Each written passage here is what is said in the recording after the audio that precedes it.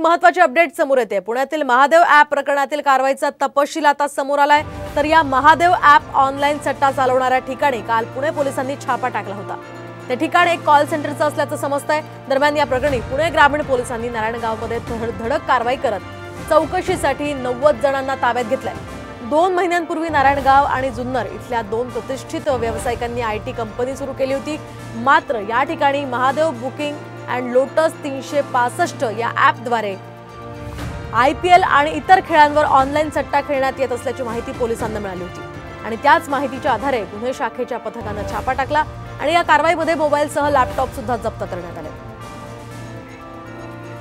नंतर आमचं असं लक्षात आलंय की काही बेटिंगच्या वेबसाईट्स आहेत, जसं की महादेव बुक आणि लोटस 365 ह्या 2 वेबसाईटशी संबंधित त्यांच्या पेमेंटचं जे प्रोसेसिंग आहे ते सगळं इथनं होत होतं। आमचा पंचनामा हा सुरू आहे, त्यामध्ये मोठ्या प्रमाणावर मोबाईल आणि लॅपटॉप्स हे जप्त करण्याची प्रक्रिया सुरू आहे आणि जवळपास 90पेक्षा जास्त कर्मचारी हे यांनी ते प्रोसेसिंग करण्याकरता नेमलेले होते।